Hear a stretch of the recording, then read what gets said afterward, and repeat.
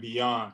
My name is Jack Perry. I am a partner with TNTP, and I am hyped for this powerful conversation and chance to discuss the importance and necessity of Black men leading classrooms for the benefit of all students, but especially for our Black and Brown students. Before we go on, I want to acknowledge the reality that we as Black men are often seen as deadly weapons before we're seen as humans. We were reminded of this Sunday, given the murder of Daunte Wright by police in Minnesota. And we also saw this with the recently released footage of Karan Nazario's traffic stop by police in Virginia. I continue to believe without a shadow of a doubt that, like many of you, I'm sure, that education, teaching children is the highest form of social justice that we can be a part of. And that's why we're here tonight. I hope we all continue to be safe, sane, and strong. And I'm grateful for these brothers that are here this evening to share their stories and provide encouragement for other brothers to pursue education as a career. But before we get into the conversation with this all-star lineup of brothers, I want to say a few words about our moderator. So Darren Haynes, some of you may recognize Darren. He's currently the sports director and main sports anchor at WUSA in Washington, D.C., and he also anchored at ESPN. Darren has won numerous awards, including Emmy Awards for Best Sports Anchor from the National Academy of Television Arts and Sciences, and has been recognized as one of the most influential Blacks by the NAACP, not just because of his work broadcasting, but because of his work in his community. He's a member of Omega Psi Phi Fraternity Incorporated and my frat brother. We appreciate you for hosting, Darren. This is a very important conversation tonight. I'm gonna pass you to rock. Brother Jack Perry, I appreciate that. Well, first of all, before we get started, I just want to say thank you for allowing me to moderate this. I'm actually really excited about it because actually I've been in this business 17 years in the television business, but I actually went to school at first to be a teacher. I wanted to be a high school teacher. I majored in biology. I wanted to teach science. And as I do my research in anything that I host, and then I start realizing that half of the students nationwide are people of color, 80% of the teachers are white, but just 2% are Black males, blew my mind. Then you continue to realize that, research shows that closing this diversity gap benefits the student's success. And I had no clue when I was pursuing to be a teacher that this was actually a reality. So now it's time to talk about this reality and try to find ways to bridge that gap and to solve some of these issues that are a reality for a lot of Black men in this world. We have a amazing panel today. For all of our viewers that are watching, you should be excited of all the information that you will receive today from our panelists and ways that should inspire you to go out there to be the best educator that you can be. So without further ado, I'd like to introduce our first guest, and that's Dr. Antonio Burt. And Dr. Antonio Burt, he serves as the Chief Academic Officer for Shelby County Schools in Memphis, Tennessee. Dr. Burt, if you can explain, why did you get into the education field? Thank you, Darren. Good evening, everyone. When I first got into education, I got into education, one, to be a teacher, but also coach. I thought that I could have a really large impact by coaching students and coaching future athletes around the game of football and basketball. But as I progressed through my educational journey, I saw that the greatest impact could be in actual leadership. So I transitioned to leadership to really make a difference for those that was often overlooked and underserved, but also empower communities to really demand action and bring about change. That was great stuff. Our next panelist is Eric Hale, and Eric Hale is an elementary school teacher in Texas. He's actually the 2021 Texas Teacher of the Year. For all of those who don't know, he's the first African-American male to receive the honor in Texas. Brother Hale, why did you get into education? I got into the education field because I'm chasing the ghosts of the educators I needed when I was a child. Growing up in trauma and in poverty, there was nobody I can relate to. And there definitely wasn't anybody that I can look to that was an African-American male figure in my life, or let alone in my neighborhood's life. So I'm trying to give these kids some hope, and I'm focusing on serving. So it's just a blessing to be here with you, brothers. I always have this thing, I give back to the community that raised me. And Brother Hale, listening to your quick story right there, clearly you're giving back to the community that raised you to be who you are today. Byron Holmes now, he is a 2020 Indianapolis Teacher Fellow. Brother Holmes, why did you get into education? First of all, thank you all. I really appreciate being on this esteemed panel. And really what drove me to education was similar to kind of everyone's story here, I'm sure, in certain areas, but specifically, I actually got into education from the culture aspect. So coming in, helping, mentoring, doing that type of thing. And I really realized that I could really leverage my relationship building skills and actually impact students like directly in the classroom with them learning and acquiring the skills that they needed to be their best selves, moving forward. And so that's really kind of why I decided to specifically hone in on the classroom. And that's where I am now. All right, now Tavon Lawrence, I'm in Washington, D.C. You're literally right up the street, my man. You're the director of learning at the new Teacher Center. You're also a former TNTP site director. What got you into teaching? Thanks, Darren. As I reflect on my educational journey, I'll go back to 5th grade where I had an African-American male teacher. And that African-American male teacher actually set me up for what I believe has been success. I tie everything back to that experience. And so I was actually working in an HR environment when I took a step back and I thought about Mr. Smallwood and the impact that he made on me. And I wanted to give back to my community as well in that same way. And so I enrolled in a TNTP Teaching Fellows program and started teaching, and it changed the course of my life forever. Brother Lawrence, appreciate the words. Rico Francis currently serves as a manager for TNTP's Indianapolis Teacher Fellows Teacher Preparation Program. Rico, what got you into education? For me, teachers stood in the gap. I grew up with a single mom for half of my life. And when it came down to transportation, joining programs, getting across the city, it always was a teacher that stepped in. And for a majority of the time, it was my mom not explaining why we were in that situation and why we needed certain things, but teachers stepping up to the plate and connecting those systems. But similar to how we only have 2% of Black men in the classroom, we need that to have that opportunity within the diversification programs and working to break down those barriers. So for me, I see teachers as individuals who helped me get to where I am today, and I'm unapologetic about making sure that we diversify the workforce. All right, our last panelist, Dr. Jack Perry, before I actually have you share your story, man, I guess it's one of my own testimonies that you are actually a guy who wrote a recommendation for me to get into Omega Psi Phi, which opened the doors for me in my broadcast career. So we talk about some of these panelists that are actually helping these young people of color, and Brother Jack Perry helped me get to where I am right now. Before all the Emmy Awards and stuff like that, it's Brother Dr. Jack Perry that did that. So Dr. Perry, share why you got into education to also influence people like myself. I appreciate that, Darren. And that's, I took a non-traditional path to education. I grew up in a housing project in Brooklyn, New York, and people opened doors for me. And I wanted to do that same thing. And I actually pursued, I enrolled when I was an undergrad, I spent about a semester, not quite a semester, in the School of Education. And there weren't other brothers in that program. There weren't even sisters that I could look to. And I was intimidated. So I transferred out because I didn't think that it was going to work. So I didn't know that I was going to find myself back in this field, but I'm glad that I am. All right, I want to also remind all the attendees that as this panel goes along, please submit your questions, any questions that you have in the chat down below. We'll have someone who will answer those questions for you. Also, there may be a few questions that are some great questions that I'll also present to our panelists today. So please join the conversation if you can. So let's get this conversation going. And Byron, I'm gonna start off with you going through the TNTP Teaching Fellows program. How was your first year in the classroom?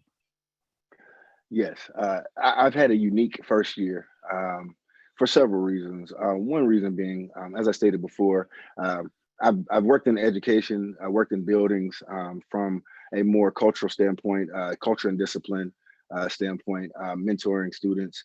And this being kind of my first full year, one, having to deal with the pandemic, right?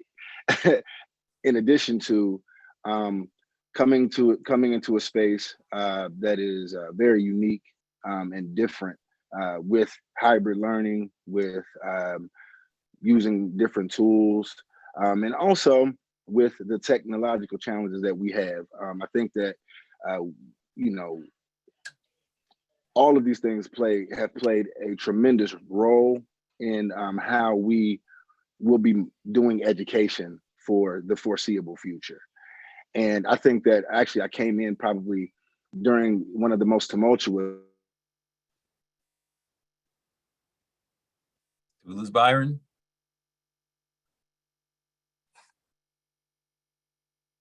All right. Looks like we lost Byron.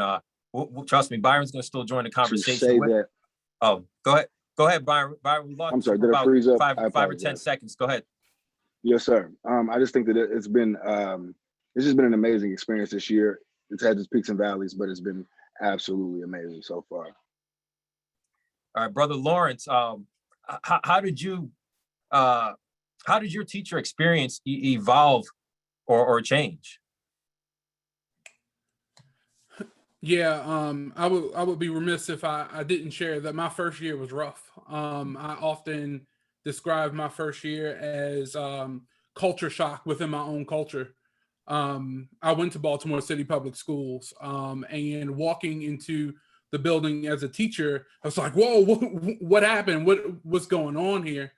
But one of the biggest things for me in my first year was the community that we were able to build. Community with other teachers in my fellows program, BCTR. A lot of times as a teacher, you're isolated to your classroom. So it is your belief that what's going on in your classroom isn't happening elsewhere. And so a lot of times you don't make those connections with your community in order to problem solve and really think through. So through that community, I was able to overcome a lot of challenges in that first year.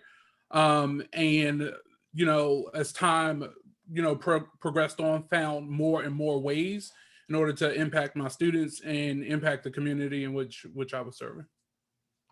Brother Lawrence, you mentioned the culture shock part of it. And, there are a lot of Black men who want to be teachers. However, they face these barriers. You have another one, which is cost of a teacher preparation program tuition, certification exam fees, and passing these exams that are cultural bias. And I want to bring in Brother Hale. Brother Hale, what advice would you give to help some of these young men navigate these barriers?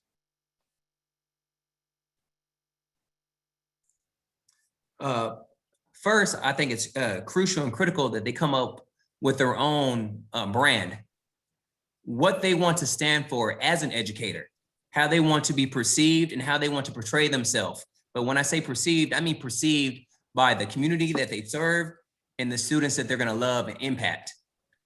Once you come up with your brand and you hold true to that, that will help you navigate the system. It will give you strength when you need strength. And you just got to keep pushing and praying. And that's what I did. Go to a program that is going to be the easiest way for you to get into. So I went through something called Texas Teachers, but now they call it Teachers of Tomorrow. I went to them because it was the quickest way for me to get in front of the children that needed to see me the most. They also had a payment plan where they took out about $350 out of my paycheck every month. Then they also had mentoring that came that would see me throughout the year. But it's not about how you get into the field. The main thing is focusing on impact and getting in front of those children that look like us, that need to be served and need to be loved. But you do that first by building your brand and what you want to represent so you can be your best Black self in front of those children that you serve. Dr. Burt, Eric talks about the Teachers of Tomorrow program that he got into. What were some of the things that you were able to do to navigate your ways to avoid some of those barriers or break those barriers down?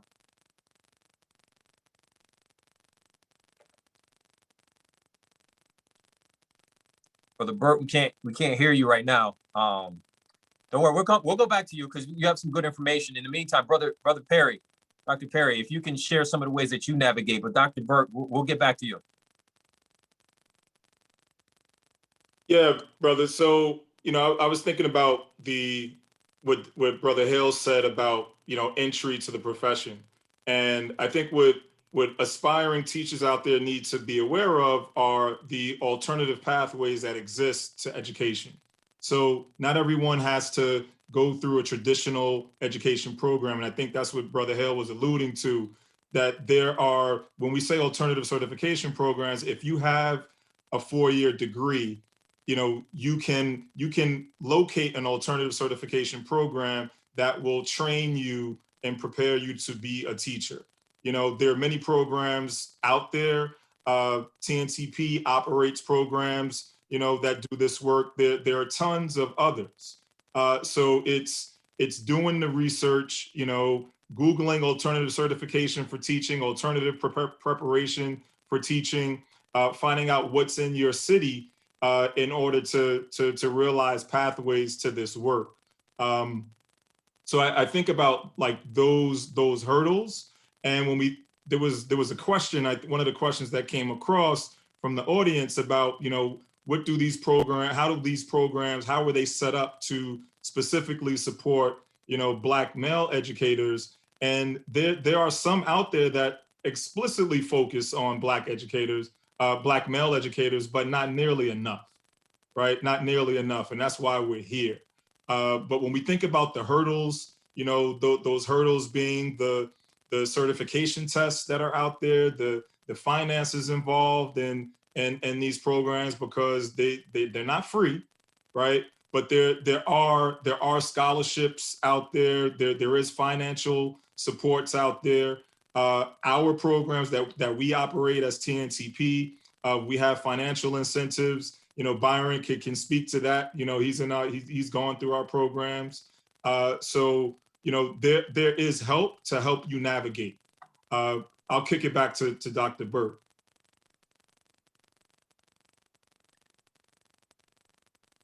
Still can't hear you, Dr. Burt. While we still figure that out, Brother Francis, when Dr. Perry was talking, I saw you shaking your head, agreeing, like you have some stuff to share. What can you share to all of our attendees on how to navigate this world and trying to be an educator? Absolutely. So I think, and I serve as on the opposite side, as being one of the managers of the program. And I think one of the most important things is you can't be afraid to ask questions. Regardless of who you're going to be with, the system is going to present you with something that you have to move on. And it's not always going to be a clear cut yes or no. So one thing that I can speak on about what we offer at TNTP is being responsive. We don't have a playbook that says, treat people like this, A, B, C, and D. What we do have is the capacity to build relationships with each of our fellows, get to know each of their perspectives and backgrounds, and figure out how we can use our organizational capacity to help them bring their full selves to the classroom. I think one of the biggest struggles I see with men of color in our program is this thought, I have to fit this mold to be a teacher. And then they get into the interview and get knocked out, not because of who they are, but because they're trying to fit a mold that isn't working.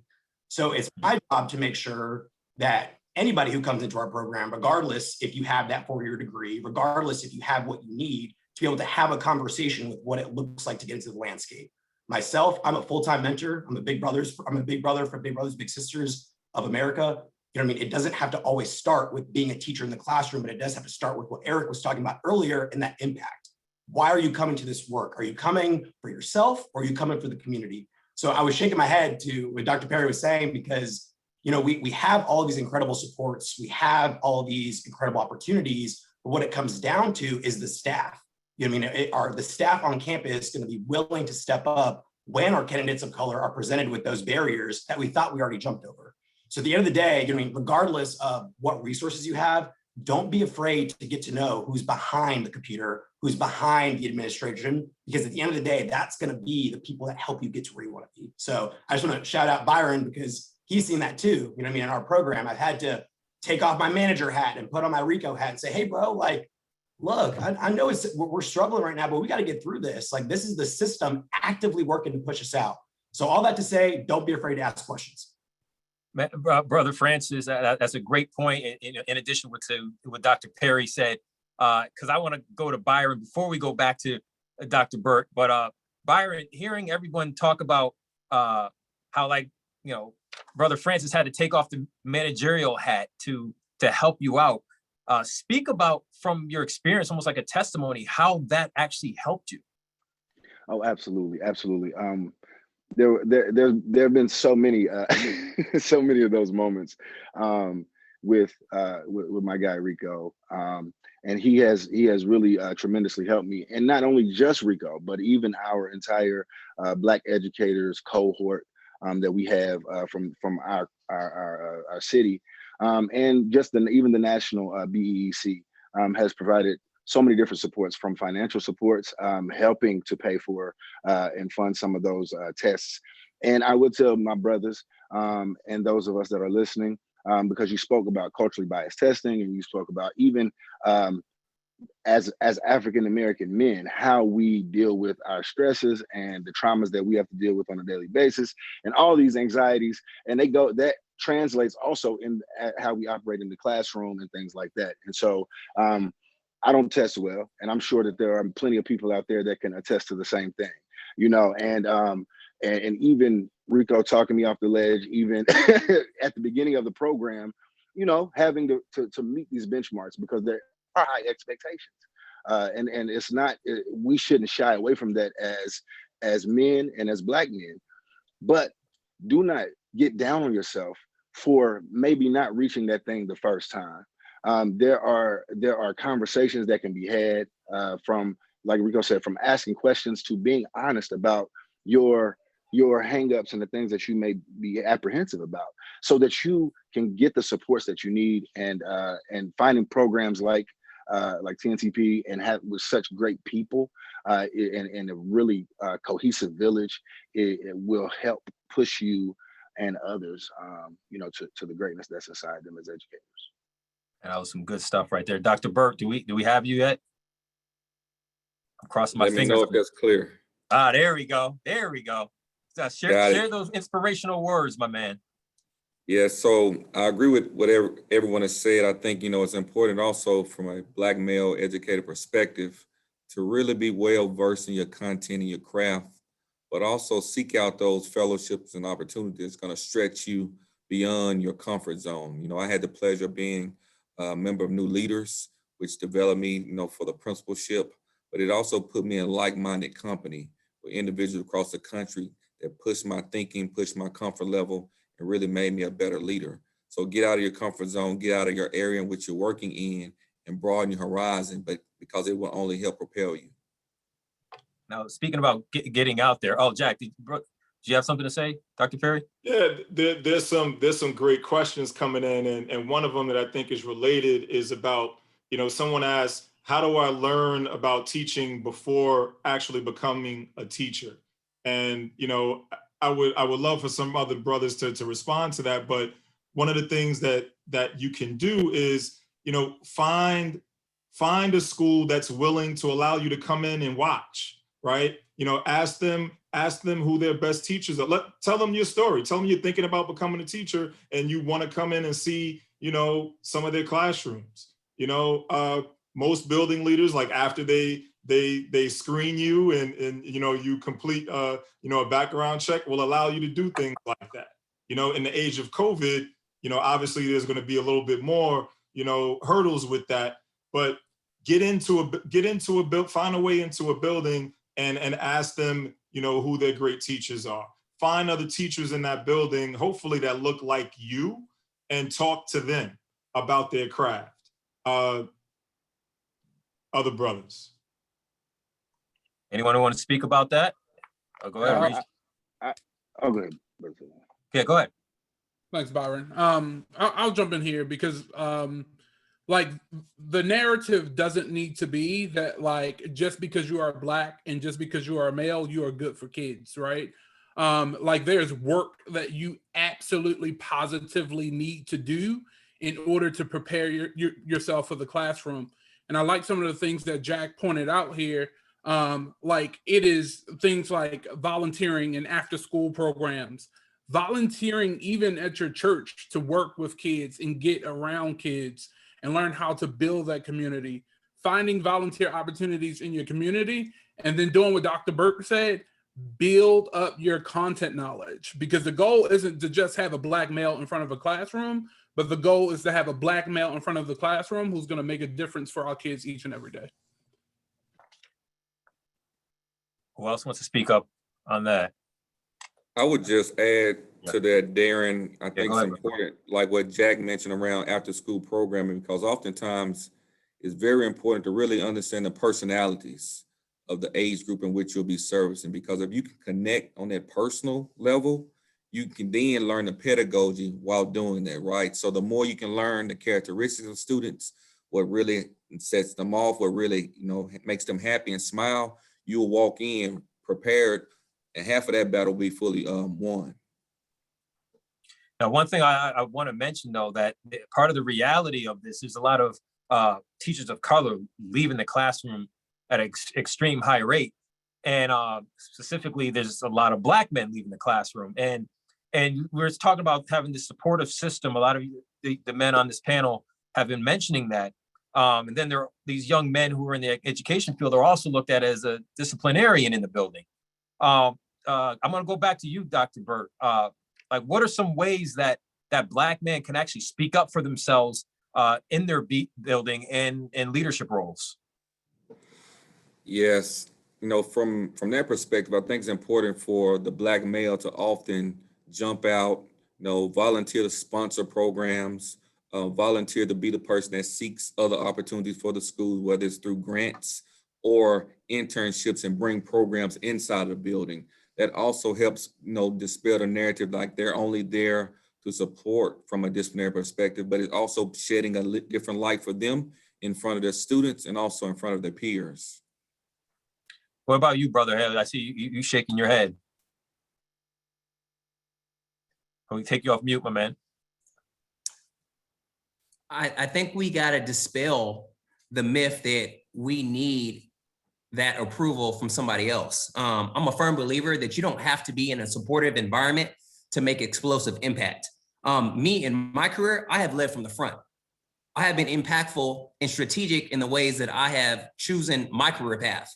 I've affected everything from a House bill that passed in Texas that was a history. They had raised over $4 billion for the children that I serve. School board, raising money, raised over 100K to close gaps that nobody told me needed to be closed, keeping my ear to the streets of what my community needs, and just leading from the front and serving. So your impact can become something that it goes from the city to the district through the state, and they have to respect it. So never dim your light and keep working and keep serving. And the energy that you put out there in the universe, it will always come back to you. You got to stay true to your personal brand, and I promise you, you'll change lives.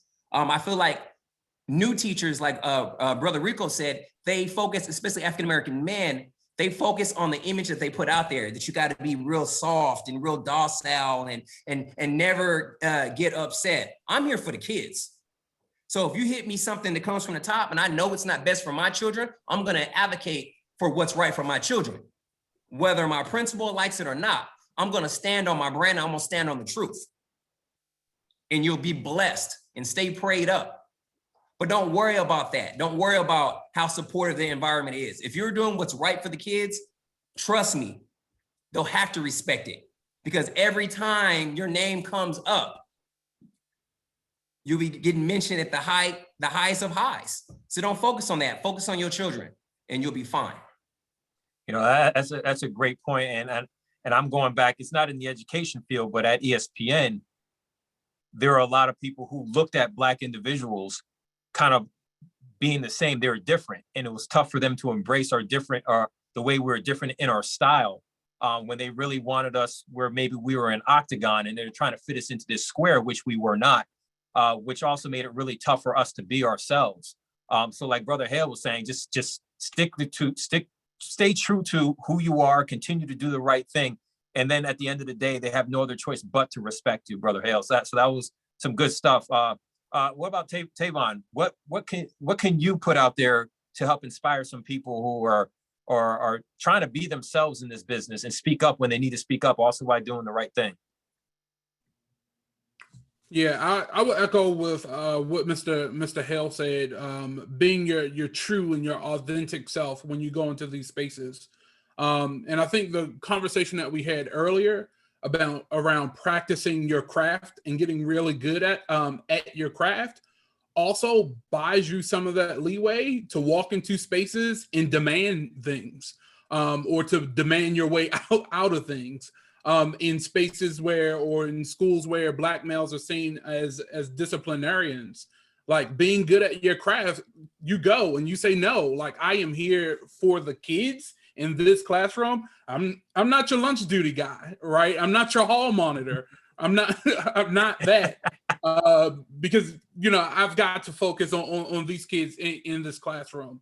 Now, if you want some other teachers to come into my classroom and I drop some dimes and I show you my strategies and what I am doing to impact kids, let's do that. But don't take me out of this environment to work with these kids in order to be your hall monitor. That's not what I'm here for. Brother Lawrence spitting some knowledge and some fire there. That's some good stuff. Now, I'm actually curious, and this can be for Dr. Perry, this can be for Brother Francis, and so on.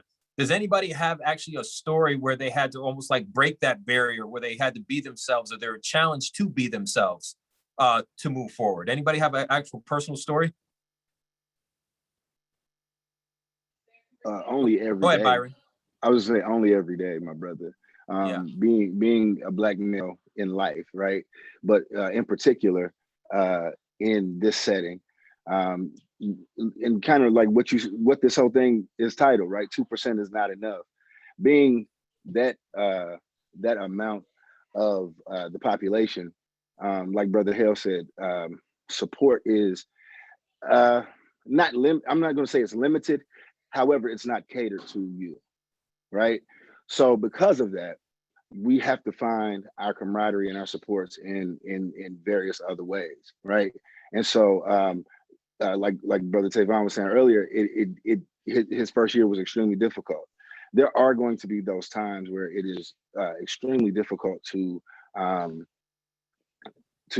comprehend everything that you kind of have to do to be a successful educator. Anybody can be in the classroom, and to speak to even the brothers talking about like perfecting your craft and knowing what you're talking about. I'm a decent orator, right? So I can tell a story. My wife calls me a griot, right? I got hand movements. I can speak. I can articulate ideas, thoughts, and communicate pretty well, right? But it's different when you have to plan that out, right? And structure that. Then you have to also assess that, and you have to track that growth, and you have to be able to show everybody downtown and everybody in the front office and everybody, you know, in all these different places, the impact that you're making, not from conversation, not from an essay, but from pure data. And I think having the understanding of how this whole thing works helps us as Black men navigate the space. Understanding how the game works, right? I know all of us, I'm sure most of us have shot a basketball or whatever before, right? And so we know that first, if you know the rules to the game, you got to have the fundamentals first. And once you have your fundamentals down pat, then you learn how to dribble through your legs, you know how to do a spin move, and you can develop variations and freedom from that. And I think it's important that we understand we must get talented brothers into these classrooms. If you know a writer, if you know a brother that is a coach, if you know somebody who is doing, I was doing it for free. I was volunteering, I was coaching, I was running, ripping and running.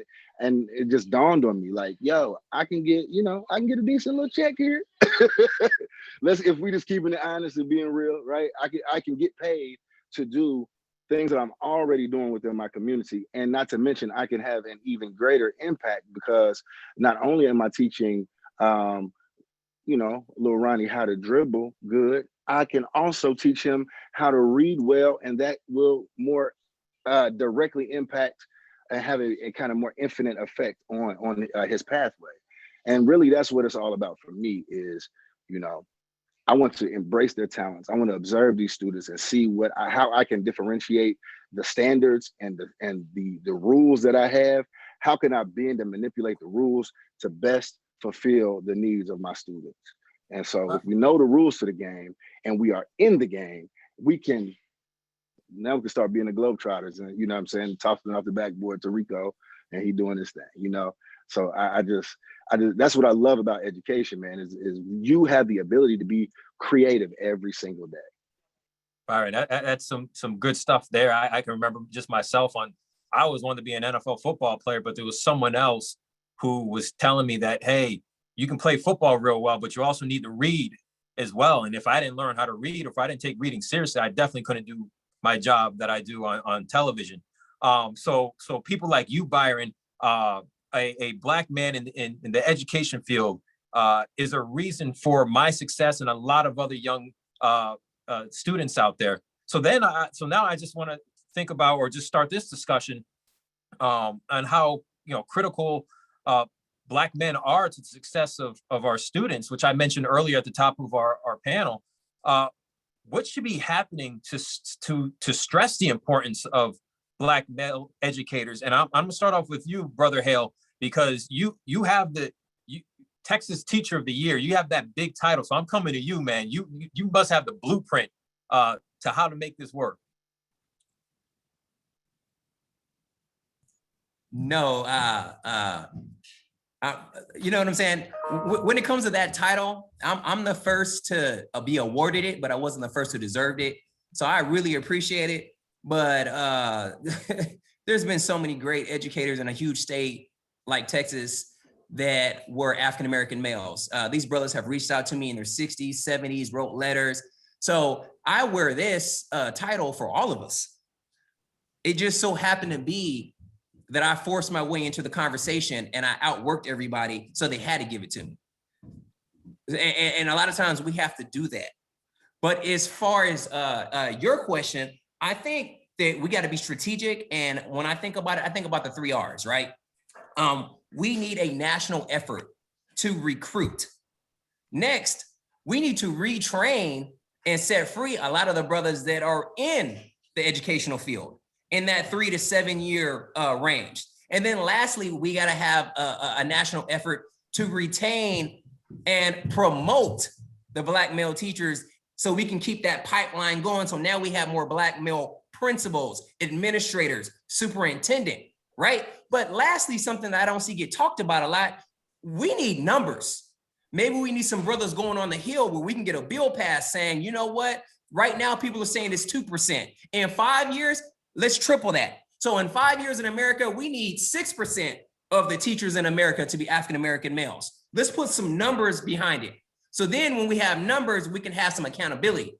Right now, we're doing a great job and we keep talking about it, but there's brothers out there doing the work. And I have to highlight a young brother in Dallas, Texas. He has an organization called Crown Scholars, where he's actually growing new African-American male teachers. He has another organization with his partner called Real Talk 2%. So there's brothers out here doing this work. And so I had to give him his due credit because he has that organization. I won the title, but it's brothers like him really, really doing that work who feel passionate about this work that is out there doing it. And there's a whole lot of Ricky Townsends all over this country, but we got to be strategic. I think we got to let our demands be met with numbers. Okay, in 5 years, can we get to 6%? In 5 more years after that, which would be a 10-year plan, can we make it match the amount of African Americans in this country? So if African Americans are 14% of the population, can 14% of the teaching population be African American men? sprinkled out from elementary to middle school to high school. So I think that's the next step. Well, I got the 3 R's: the recruit, the retrain, and retain, but also promote in there for all of our viewers. Make sure you write that down. Those are good stuff that you can use to help build yourself in this world. Remember, if you have any questions, put it in our chat down below. We'll have someone who can answer those questions. Also, I can present some of those questions to our panel. Dr. Perry, what should be happening to stress the importance of Black male educators? Yeah, I echo, a lot that's been said, but, one of the things that we have to do is, we talked about branding earlier, and we have to market this work way better than we are to brothers to get them to think about it, right? We can market the hell out of, being a soldier in this country. And every time I see an armed services commercial, I'm like, they are now going after all our kids playing video games and making these commercials look like you're going to be a video game soldier. So, I've talked about this in other circles. If we can put just a fraction of the effort to do some PSAs around education and why it's important, just to get the word out there, get a couple of, well-known faces, whether it's, entertainment or sports, just to talk about what a teacher meant to them, right? We got brothers like LeBron James that are, starting schools, right? So I think athletes and folks out there in prominent positions recognize the importance. So that's one part. That's one part of piece of the puzzle. We have to create better experiences for our kids in schools now. I think, unfortunately, many of us have heard about this, returning to the scene of a crime sort of metaphor.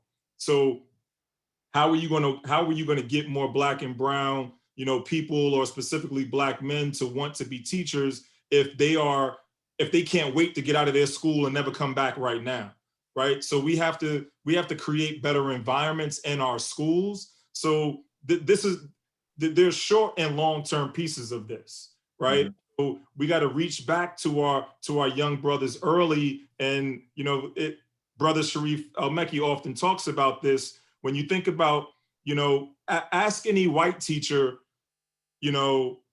when they were first tapped, or somebody said to them, you should consider being a teacher, right? Oftentimes it was as early as elementary school. Ask one of the brothers on this call or another brother in the field when he was tapped, they may say never. So we have to start changing the narrative about what a teacher looks like. So we have to start saying to those little boys in class, you do this well, you should think about being a teacher, right? So putting that in their heads a lot earlier than we are right now. And, somebody asked the question about, the pressure that we as Black men feel as heads of our households often, and we spend all this money to go to school and have all these student loans, and we don't consider education because it's not paying enough. And that is very true, right? There is no debate about the fact that teachers are not paid nearly as much as they should be, but you can make a damn good living being a teacher in most places. There are a lot of places that still don't honor the profession enough, but you can make a decent living in most places. And so I think it's about changing that narrative, incentivizing the profession by, through loan forgiveness programs, through housing, incentives. There are so many things that can be done that some states are doing, but it has to happen everywhere. It has to happen everywhere. Great point by Dr. Perry. I was just thinking, my mother was a teacher for 45 years. She was a high school teacher. And I was talking to her yesterday, and I was just curious. I'm like, how many Black men did you teach alongside with in your high school in your 45-year career? And she said just one. Just one. So let's continue this conversation. I want to bring in Dr. Burt. Same question now. Dr. Burt, express, or stress, the importance of having Black male educators. You know, when you think about some of the environments that I've served in and having Black male educators, oftentimes our kids need that Black male figure to really be the person just to vent to, but also a person just can articulate what they may be going through, but how to overcome it. You know, you have situations where kids never experienced that, so they really don't understand what it's like to go through growing pains and have a person that's a true sounding board for them.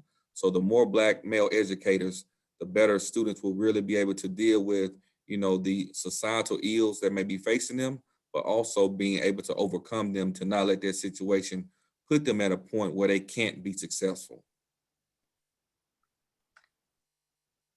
Brother Lawrence, I see you, what can you share about that?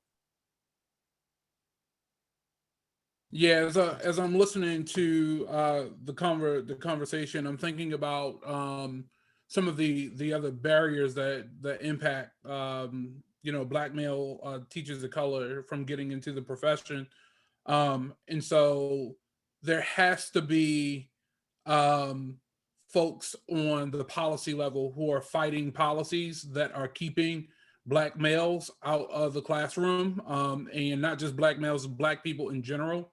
We talked earlier about state testing and things of that nature. A lot of those systems have to be broken down. But again, systems are also built of people. And we've got to get more Black males in the classroom so that we can get more Black males into the quote unquote system to start to disrupt and dismantle some of these systems of oppression that are keeping males out. So this thing is a short game and also like a very long game from classroom all the way to policy in order to fix this issue. Brother Holmes, what are some ways that we can actually like elevate Black male educators beyond the classroom? I think that one thing that we must understand as Black men, and I'm speaking directly to Black men when I say this, there is this mythos that teaching is some sort of like feminine centered thing, right?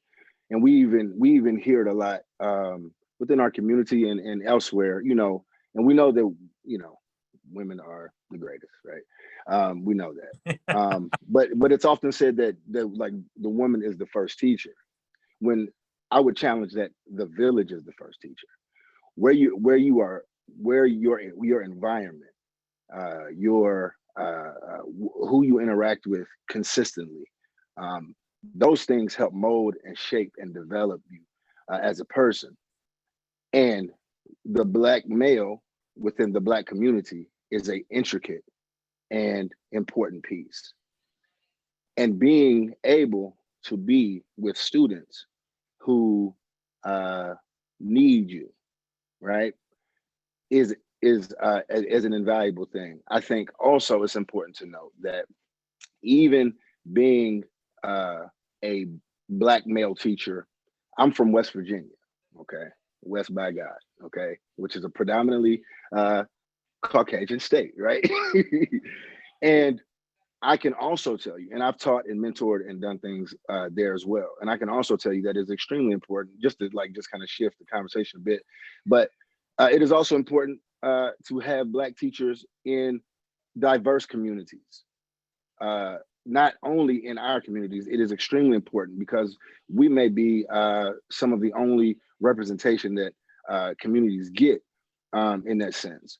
We can bridge gaps and do things on a major scale, like we're talking about more numbers, and we are talking about making sure that we are supported and we are garnering support from legislation and all these different areas.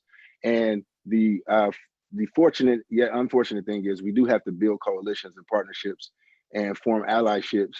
And it's extremely important that we reach out to some of these other schools in our areas, in our districts, I feel like, that may have resources or can point us in the direction to resources. Because I will ask for I'll ask for permission. I'm sorry, I'll ask for forgiveness before I ask for permission. Like Brother Hale said, you can't be afraid to ruffle some feathers. And as a Black man, I think, and this is one of my apprehensions, I think we sometimes get nervous when you talk about dealing with children and being in a school setting and being and having so much oversight over over your actions and movements and the things that you have to say and teach. And that can garner some anxiety from someone who in society is already kind of seen and deemed as, anytime you raise your voice, you are aggressive. Anytime you challenge authority, you are perceived that way. Anytime you speak out and speak up, you are, perceived the way. And as a, decent sized man, I get my fair share of that energy. However, like my brother said, if you perfect your craft, if you do the things that you are supposed to do and can do and be your best self, you cannot be afraid to be who you are within that classroom. And I think a lot of brothers feel like we have to like dull ourselves down and dim our Blackness and dim our masculinity or dim certain things to be in the classroom. And I'm one to tell you that I will never do that. So, and I plan on being successful and in this profession for quite some time. So, and any brothers that feel that way, feel free to reach out to me, and I wouldn't mind helping you navigate through those spaces as well. Well put, Brother Holmes. That's sort of kind of you and Brother Hale in regards to being yourself. Those building blocks that's a lot of knowledge for our viewers to retain.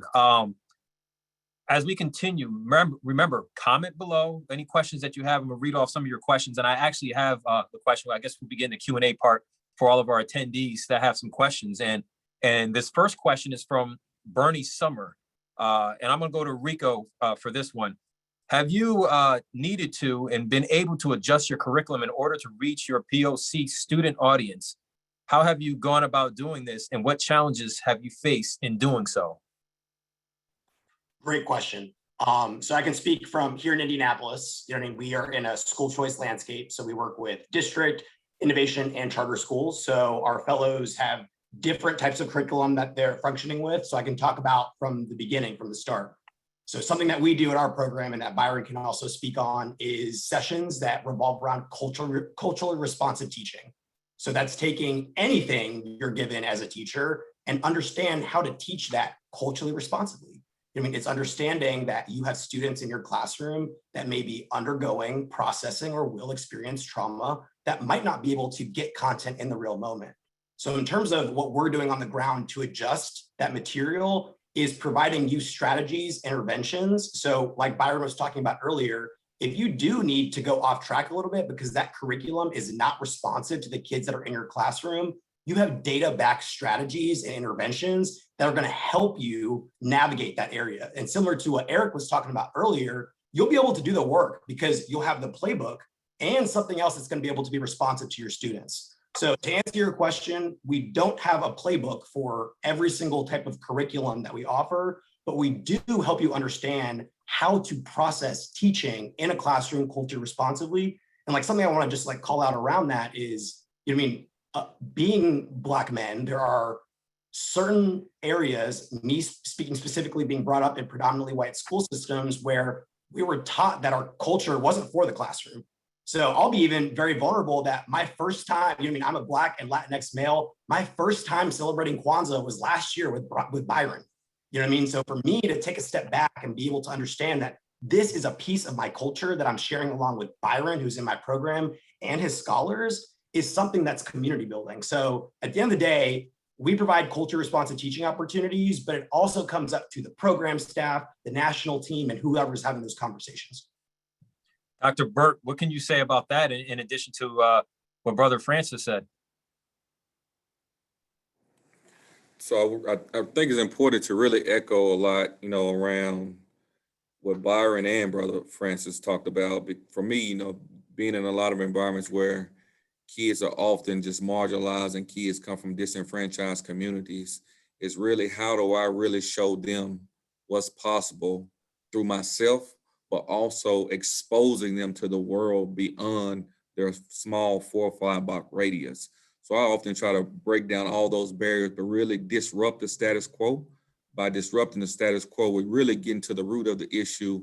And a lot of times in a lot of cities where it's designed to maintain the 2%, and the 2% that controls a lot of the different private sector, the dollars that's circulating. So I think it's important to really demand, to really be that true advocate, but also constantly expose kids to the world that's beyond their local control. Brother Hale, can you add in addition to that?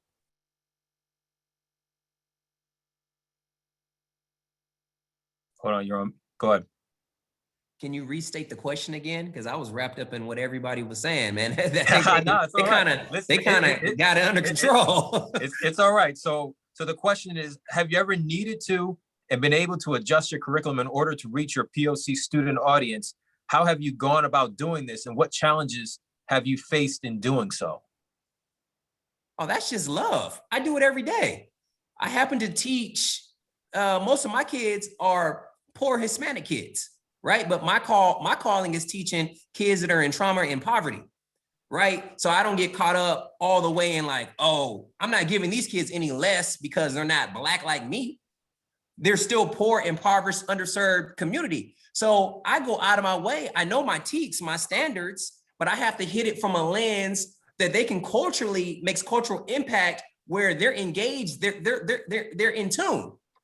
So I go out of my way to find Hispanic leaders to come to my classroom, to find Hispanic literature, to find culturally relevant heroes to do biographies and do my reading lessons around. But on the flip side of that, just because you're pro don't mean you're anti. So I still don't dim my Blackness. I'm pro-Black, right? I love my culture. I know my culture. So I DJ and do music and stuff in my classroom. So my kids is funky as hell.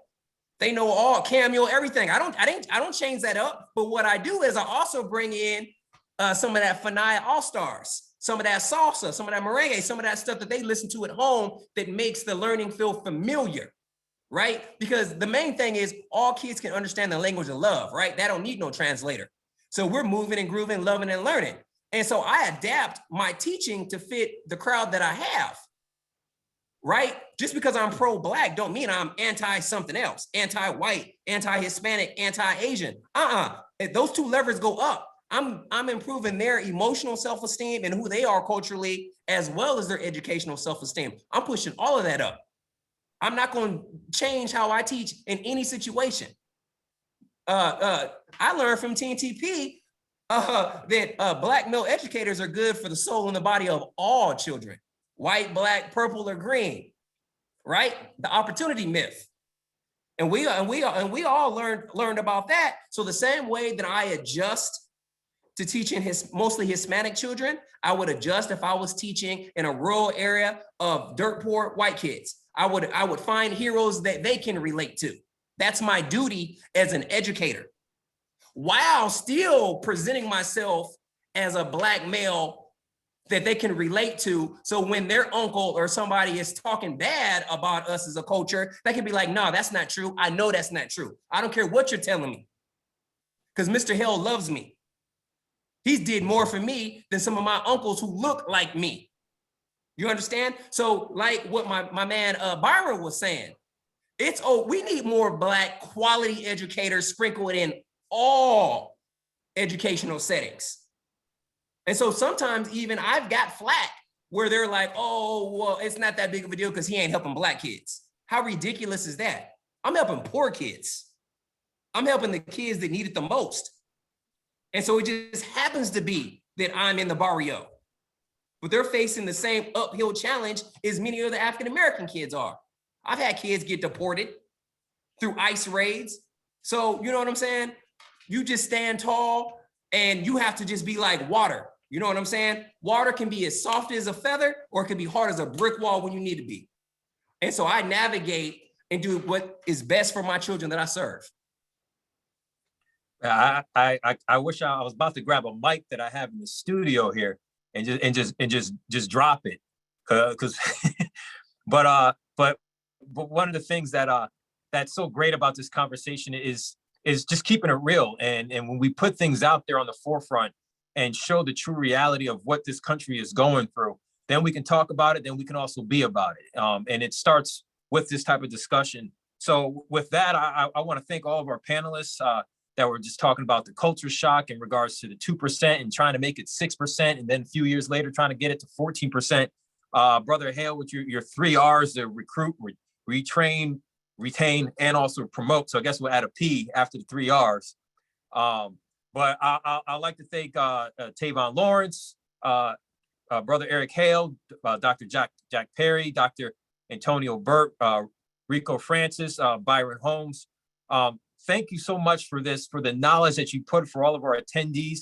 Now, for our attendees, if you did not get a chance to have one of your questions answered, listen, this discussion does not end just here. I'd love to give everybody just the opportunity, our panelists, just to share just maybe 10 or 15 seconds, a few inspirational words, but also how they can connect with you. If it's social media, if it's Twitter, Facebook, Instagram, LinkedIn, shoot, TikTok is out there now.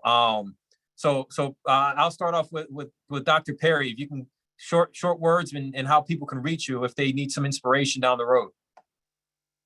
Yeah, again, I appreciate, everybody that showed up for this. And, I mentioned earlier that the organization that I work for, TNTP, we have alternative certification programs. So if you want to be a teacher, and we actually just put that in the chat.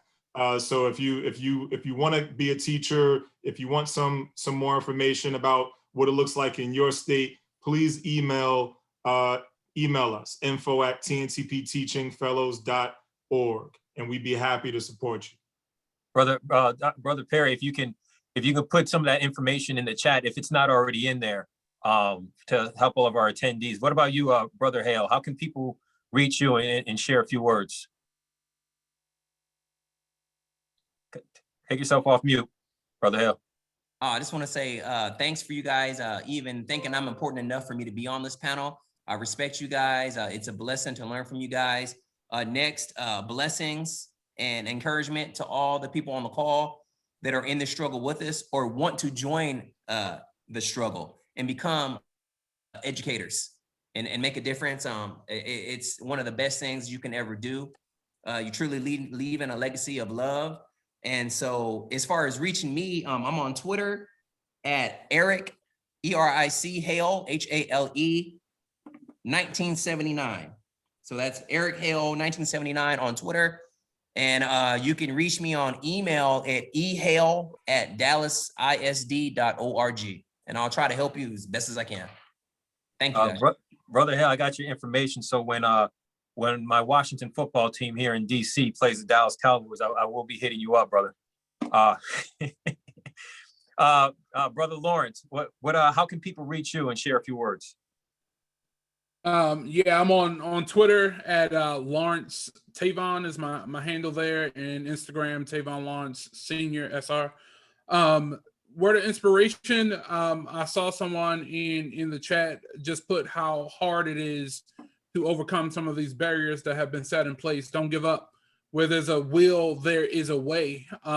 Look at exemptions in states and get with your community, do some studying, do what you need to do in order to have the impact that you want to have, because barriers were created for a reason, but there's ways of getting through them and getting around them to make the impact that we need to make. Very well said. How about you, Dr. Burt? Yes, definitely want to thank everyone for having me on tonight. I can be reached both on Twitter and LinkedIn at Antonio M. Burt. And I want to encourage everyone to keep being demand agents, and we can demand through multiple avenues, demand through legislation, demand by elected officials, but more importantly, demand by being that change agent for everyone that we encounter. How can we reach you? Any social media platforms? Both Twitter and LinkedIn, Antonio M. Burt. All right. What about you, Rico? Everybody, you can find me on LinkedIn at Rico Francis and on Instagram, Rico_Francis. And all I want to say is, gentlemen, don't be afraid to heal. One of the biggest things that we need is to confront our own trauma and our own pasts in order to be able to do this work. And I'm honored to be able to do that at my job and alongside fellows like Byron. I'm here in Indianapolis. But that being said, I'm honored to be able to get paid to do this as a job. So regardless, if you qualify for one of our TNTP programs, reach out. Let's have a conversation. I'm sure I can find you somebody to connect with in our network. All right, Brother Holmes. To echo what everyone else said, I am just so, brothers, I'm gonna be honest with y'all. I needed this conversation. I've been having a rough couple of weeks, man, and this has really helped even me, being someone that is supposed to be sharing my story and my energy, just seeing all this Black excellence, man, and the amazing conversation in the chat has really even given me the strength to continue on in my journey. And so I really appreciate you, brothers. And so it is not to be underestimated getting these types of conversations going. And I think we should consider, making this a consistent situation. But I also wanted to say really quickly, you can find me on all my social media is Fly the Curator, and that's on Instagram, Facebook, all that good stuff. Even TikTok. I got a couple of videos my students put me up to it. Don't judge me, all right? All right, great stuff. Hey, thanks again for everybody joining us. I hope you guys were inspired to go out and do some great things, and also to make sure next time we have this discussion, it's not 2%, but maybe 4%. I'm Darren Haynes. You can reach me at Darren M. Haynes on all social media platforms. Thank you guys for joining us. Peace.